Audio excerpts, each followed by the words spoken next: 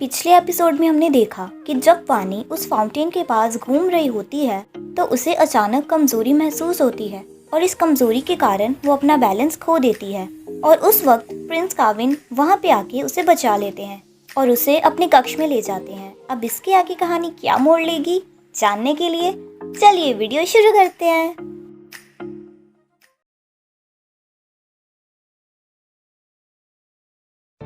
Prince काविन वानी को अपने कक्ष में ले जाते हैं और साथ ही साथ अपने सैनिकों को वैद्य को बुलाने का आदेश देते हैं।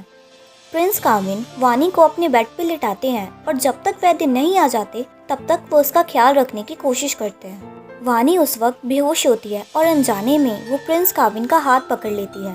प्रिंस काविन उसकी हालत देख के काफी घबरा जाते हैं। जल्द ही वैद्य भी आ जाता है। वो वानी को एग्जामिन करता है और उसे पता चलता है कि एक जहरीले पौधे का जहर वानी के शरीर में अनजाने में चला गया है। वैद्य उस जहर की जड़ी बूटी प्रिंस काविन को वानी को खिलाने के लिए कहते हैं। उस जड़ी बूटी को खाने के बाद वानी की हालत में काफी सुधार आता है और वानी अपनी बेहोशी की हालत से भी बाहर आ जाती है। वैद्य एक काढ़ा भी वानी को पीने के लिए देते हैं और वो प्रिंस काविन को कहते हैं कि ये काढ़ा पीने में काफी कड़वा है, लेकिन ध्यान रहे कि वानी इसे अच्छे से पी ले। इसे पीने के बाद वानी के शरीर में बचा हुआ जहर पूर्ण रूप से खत्म हो जाएगा। वानी उस काढ़े का एक सिप पीती है और उसे पता चलता है कि काढ़ा वाकई में काफी कड़वा है। वो बाकी का काढ़ा पीने के लिए मना कर देती है, लेकिन प्रिंस काविन जबरदस्ती उसे वो काढ़ा पिलाते हैं। जब प्रिंस काविन वानी को वो काढ़ा पिलाते हैं तो वानी के गले पे बना हुआ निशान एक बार फिर से हल्का सा ग्लो करता है, लेकिन कोई उस पर ध्यान नहीं देता। प्रिंस काविन उससे पूछते हैं क्या अनजाने में उसने किसी पौधे को छुआ था, तो वानी को ये याद आता है कि जब वो फाउंटेन के पास घूम रही थी तो अनजाने में उसने एक पौधे को छुआ था। उसके बाद से ही उसके शरीर में इतनी कमजोरी आई। प्रिंस काविन वानी को अपना ख्याल रखने के लिए कह के वहाँ से चले जाते हैं। वानी भी अब ठीक महसूस कर रही थी, इसलिए वो भी अपने कक्ष में वापस लौट जाती है। वानी ये सोच रही होती है मैं फिर से उसका नाम पूछना भूल गई और उसने इस बार भी अपना चेहरा नकाब से ढका हुआ था, इसलिए मैं उसका चेहरा भी नहीं देख पाई। मैं उसके बारे में सिर्फ इतना ही जानती हूँ कि वो एक खूबसूरत ब्लू आइज वाला इंसान है जिसने मेरी जान बचाई। उसी दौरान जनरल शहजाद उसका दरवाजा खटखटाते हैं और कहते हैं मिस वानी, क्या आप ठीक हैं? मुझे आपकी हालत के बारे में पता चला। मुझे माफ कीजिए, मैं उस वक्त आपके साथ नहीं था। मुझे कुछ नहीं हुआ, अब मैं बिल्कुल ठीक हूँ। मुझे माफ कीजिए मिस वानी। माफी मांगने की जरूरत नहीं और मुझे मिस वानी कहना बंद करो। तुम मेरे अच्छे दोस्त हो, इसलिए तुम मुझे वानी बुलाओ, सिर्फ वानी। ठीक है, लेकिन आप भी मुझे सिर्फ शहजाद बुलाएं, जनरल शहजाद नहीं। वे दोनों मुस्कुराते हैं। वानी कहती है क्या मैं तुमसे कुछ पूछ सकती हूँ? जनरल शहजाद कहते हैं हाँ, क्यों नहीं, आखिर अब हम दोस्त जो हैं। ये ह्यूमन क्लैन क्या है और ये डार्क सोल इविल कौन है?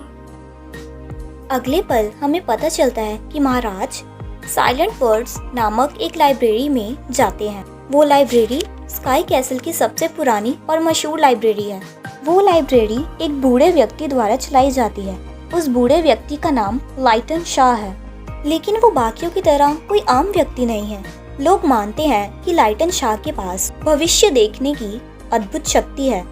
लाइटन शाह उस स्काई कैसल का सबसे बुद्धिमान और ज्ञानी व्यक्ति है। जब लाइटन शाह को ये पता चलता है कि महाराज उससे मिलने आए हैं तो लाइटन शाह कहते हैं मैं जानता था कि तुम जरूर आओगे। आप ये बात कैसे जानते थे? जो भी हो, मैं आपसे कुछ पूछना चाहता हूँ। लोग मुझे तभी याद करते हैं जब उन्हें मुझसे किताबें उधार चाहिए हो और या फिर उन्हें अपने भविष्य के बारे में मुझसे पता लगाना हो। फिर तो आप ये बात अच्छे से जानते होंगे कि मैं आपसे क्यों मिलने आया हूँ।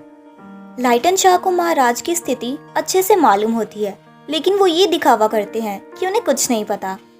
लाइटन शाह महाराज को कहते हैं क्या तुम यहाँ पे कोई बुक्स उधार लेने आए हो और या फिर मेरे साथ चाय पीने आए हो और या फिर अपनी किसी रॉयल पार्टी में मुझे इनवाइट करने आए हो? सर, आप अच्छे से जानते हैं कि मैं आपसे क्यों मिलने आया हूँ। प्लीज मेरी मदद कीजिए। लाइटन शाह उसे चाय पीने के लिए कहते हैं और कहते हैं मैं अच्छे से जानता हूँ कि तुम मुझसे क्यों मिलने आए हो, लेकिन पहले ये चाय तो पीजिए। मैंने इसे वैसे ही बनाया है जैसी आपको पसंद है। लाइटन शाह उस कन्वर्सेशन की शुरुआत 130 साल पहले हुई सबसे बड़ी घटना के बारे में बताते हुए करते हैं। आखिर क्या हुआ था 130 साल पहले?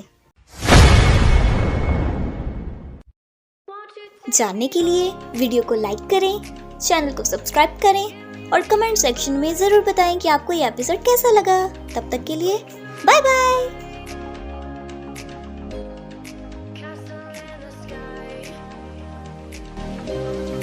Won't you take